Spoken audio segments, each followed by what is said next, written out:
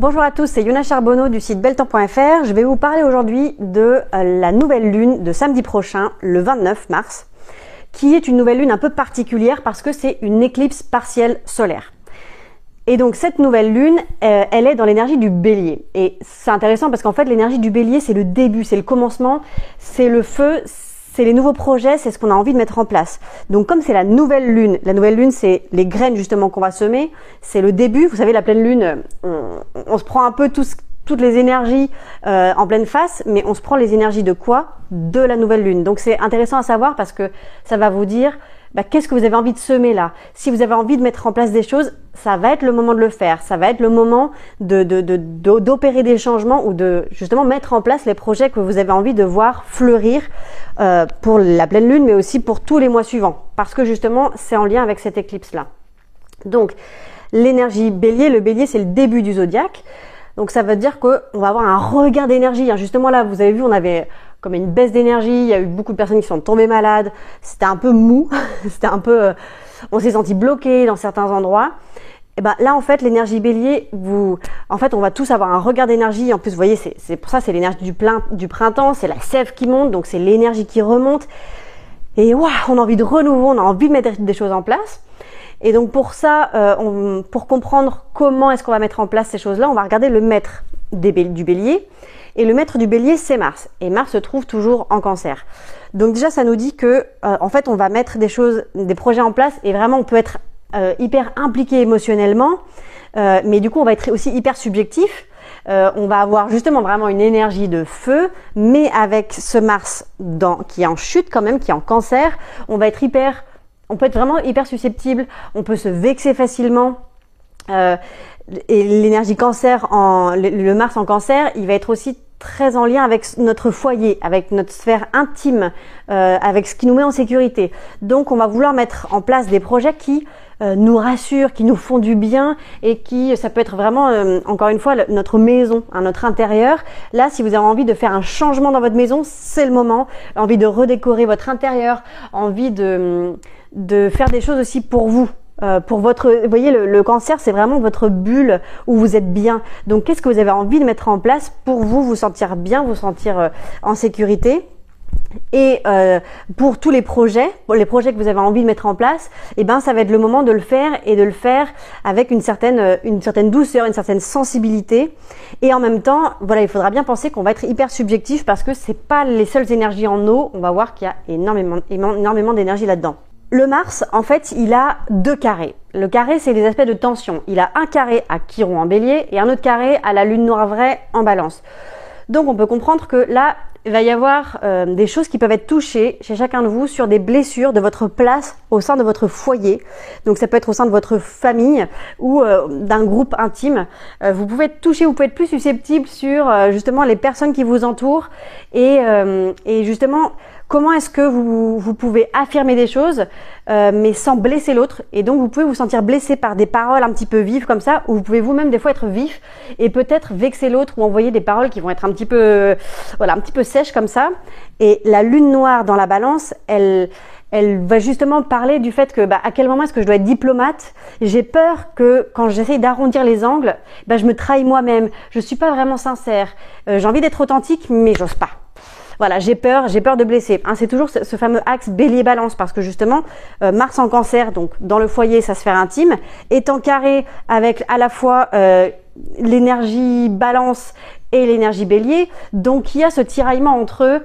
En fait, on va dire des choses qui vont peut-être être blessantes ou on va recevoir des paroles qui vont être blessantes parce que c'est ce Chiron-là qui est réveillé, donc c'est notre blessure. Mais en même temps, Chiron, c'est aussi notre guérisseur. Donc, ça veut dire que c'est une occasion, c'est un moment pour justement guérir ça. Donc, si vous avez des situations dans votre vie où vous vous sentez en tension entre j'ai envie d'arrondir les angles parce que là, j'ai pas envie de conflit, ou alors au contraire, là, il faut que je dise les choses parce que il faut que ça cesse. Il faut que j'affirme ma place au sein de ma famille, au sein de mon foyer, ou juste pour moi être bien émotionnellement avec moi-même parce que je suis pas tranquille dans ce Mars Cancer qui a un peu un guerrier intérieur. Donc, j'ai envie de trouver cet équilibre-là. Et du coup, quand je vais oser dire ma vérité, mais avec un Chiron en bélier, donc apaisé, qui a guéri ses blessures, je vais dire les choses, je vais oser les dire, et ça va me faire du bien et là je vais guérir cette blessure de quelle est ma place. Chiron en Bélier, en fait, il peut nous parler de cette blessure de l'imposture.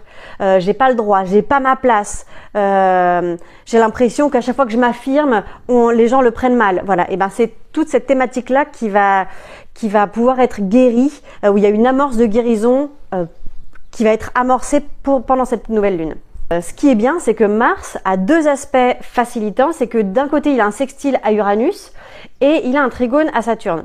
Donc ça veut dire quoi? C'est que déjà, grâce au sextile à Uranus, ça veut dire qu'on va mettre en place des changements qui vont nous faire du bien. Il va y avoir des choses imprévues qui vont être justement dans ce sens où qui va nous permettre d'harmoniser donc soit notre famille, soit notre foyer, ça va nous permettre de nous sentir bien, soit juste dans notre sphère émotionnelle, il va y avoir des changements extérieurs ou intérieurs qui vont permettre justement de mettre des choses en action qui vont nous faire du bien, qui vont être à notre service. Et en même temps, le trigone à Saturne, ça veut dire que bien qu'il y ait toutes ces énergies hyper impétueuses, on a envie de foncer, Saturne, le trigone à Saturne va nous permettre de nous ralentir et pour du bien. Ça va nous permettre de prendre les choses avec sagesse. On va y aller mais mollo, justement. Ça va aider à ralentir cette énergie Bélier. C'est-à-dire qu'on va quand même prendre le temps. Donc si vous sentez qu'il y a des ralentissements, vous savez que c'est pour du bon parce que ça va permettre à ce Mars de keep calme. Voilà. Donc ça c'est une chose, et la chose très importante, comme on est dans l'énergie des éclipses, c'est toujours parce que c'est en lien avec les nœuds lunaires. Et là, non seulement il y a les nœuds lunaires, mais en plus on fait face à un stellium. Stellium, c'est quoi? C'est qu'en fait on a un amas planétaire dans l'énergie du Poisson. Donc je vais vous expliquer. En gros, on a Mercure, Neptune, Vénus, le nœud nord, et Saturne dans l'énergie des Poissons. Donc c'est énorme et ça vient mettre un gros focus sur l'énergie du Poisson. Et le nœud nord, on a dit que c'était la direction à prendre. Donc qu'est-ce que ça veut dire? Ça veut dire que là en fait on a une ouverture du cœur. Enfin, là, en fait, on est vraiment sur un moment où, sans le vouloir même, vous allez voir qu'il y a l'ensemble du monde qui va avoir une grande ouverture du cœur. Ça nous demande d'accueillir. Et le Poisson, en fait, c'est l'accueil. L'accueil de la différence. L'accueil, c'est l'amour avec un grand A. Donc, on a cette ouverture-là. On a plus de tolérance. On va pouvoir voir qu'il y a des personnes qui vont... peut-être faire des dons, on a envie d'aider les autres, on a envie d'être vraiment dans la générosité, dans la bienveillance, dans l'altruisme, parce que c'est l'énergie de connexion et d'interconnexion entre nous tous. Et en plus, voilà, avec ce stellium, ça met vraiment le focus là-dessus. Et en plus de ça, ça met le focus sur l'énergie Poisson. Ça nous parle de la spiritualité et de la connexion. Donc c'est vraiment un moment où si ça vous parle la spiritualité, si ça vous parle de faire des expériences, voilà, de connexion ou tout ce que vous voulez en lien avec l'ésotérisme, la spiritualité, ça va vraiment être un moment où il va y avoir des ouvertures, il va y avoir des compréhensions. Et il faut noter aussi que Mercure et Vénus sont rétrogrades. Donc là, très concrètement, des fois, vous pouvez juste avoir des personnes qui reviennent à vous ou vous retournez vers certaines personnes, donc notamment des femmes. Mais il y a vraiment le fait de reconnecter avec des personnes, des amis, des anciennes amies. On peut vraiment reprendre ce contact. La rétrogradation, elle retourne en arrière, elle va vers l'intériorité et donc ça nous repose la question de qu'est-ce qu'on veut à l'intérieur, quels sont mes désirs, qu'est-ce que je souhaite, qu'est-ce que j'aime. Avec Mercure aussi, donc quels sont les échanges, de quoi j'ai envie de parler. Donc c'est des moments où on repositionne ça pour être plus en accord avec ce qu'on a envie vraiment, réellement au fond de nous. Donc c'est vraiment un cadeau, un moment opportun pour ça, pour se dire tiens, en fait je me rends compte que finalement j'avais envie de faire ça, j'avais envie de faire telle activité parce que ça me fait plaisir, j'ai envie de dessiner, j'ai envie de théâtre, j'ai envie de choses qui me font plaisir, qui me font du bien, j'ai envie de faire peut-être des choses un peu fun. Et c'est des moments où on retourne vers des anciens amours, des choses qui nous font plaisir. Le 24 mars aussi, c'est une journée où le Soleil a été en conjonction avec Mercure rétrograde. Et donc c'est un moment où vous avez pu avoir une clarté mentale. Il y a quelque chose qui était flou. Et dans ce moment-là, c'est vraiment on y voit plus clair. Il y a quelque chose qui était peut-être en arrière-plan et là, ça met de la clarté dans vous voyez, des pensées qui étaient un peu dans un imbroglio, je sais pas, je dis mal le mot, voilà, c'est un peu embrouillé. Et le 24 mars, en fait, avec cette connexion, le soleil, il met de la lumière sur Mercure rétrograde, donc notre mental qui était en réflexion. Et bien là, on a comme une ouverture comme ça, on comprend un peu mieux les choses et on va pouvoir communiquer sur quelque chose qui nous tenait à cœur, mais peut-être même qu'on n'en avait même pas conscience.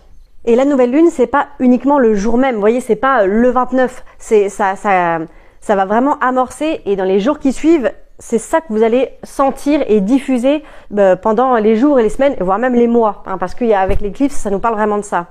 Et ce qui est hyper intéressant et important, à mon sens, c'est que 2 jours plus tard, Neptune rentre dans l'énergie du Bélier. Donc ça, je vous en avais déjà parlé. Le Bélier, c'est le début du zodiaque. Neptune, il faut se rappeler que fait le tour du zodiaque en 164 ans en moyenne. Donc c'est vraiment une étape. Il y a des sages qui disent que c'est vraiment une nouvelle étape qu'on est en train d'amorcer. Et donc Neptune qui rentre en Bélier, c'est comme si ça nous dit, en fait, ça vient complètement teinter, colorer cette nouvelle lune qui du coup est teintée d'une force, pour moi, sans précédent, parce que ça vient amorcer 164 ans. Donc là, c'est même au niveau mondial, il y a vraiment quelque chose de nouveau, tu vois, presque une nouvelle ère, quoi. C'est peut-être un peu grandiloquent comme ça, mais en fait, on est reparti pour un cycle neptunien de 164 ans, et donc, comme ça va être dans l'énergie Bélier, ça va nous...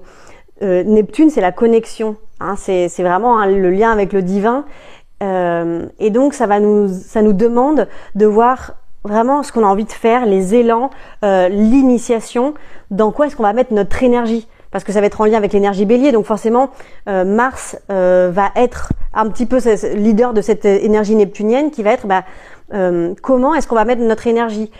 Et je pense que c'est vraiment la question du sens, vraiment notre rôle, dans quoi on a envie dans quoi et comment on a envie de mettre notre énergie. Non plus de faire, je sais pas, notre métier ou nos actions ou nos hobbies, enfin juste notre être, notre Mars, notre guerrier intérieur, notre capacité à agir, dans quoi et au service de quoi on va agir maintenant. Et vraiment là, on repart pour un cycle. Pour moi, c'est comme une nouvelle page blanche. En gros, c'est là, voilà, c'est, je sais pas, c'est comme, tu vois, t'étais en CE2, en CM2, là, tu passes au collège, tu passes en 6e, et c'est quelque chose de nouveau qui doit être mis en place. C'est une nouvelle société. On va nous demander d'agir, mais de manière plus connectée, de manière plus intuitive. Alors peut-être que ça mettra aussi du flou, hein, parce que Neptune en Bélier, du coup, on a envie d'agir, mais on est perdu. Toutes les personnes qui sont touchées par l'énergie Bélier, voilà, vous allez peut-être vous dire, là, je suis perdu, je sais pas, je sais plus ce que je dois faire. Mais ça va être du je sais plus ce que je dois faire pour le faire plus en lien avec le cœur, le plus en lien avec la vie qui nous traverse quelque part. Voilà, donc je vais m'arrêter là pour cette nouvelle lune. Je vous souhaite une très très belle lune à tous et je vous dis à bientôt.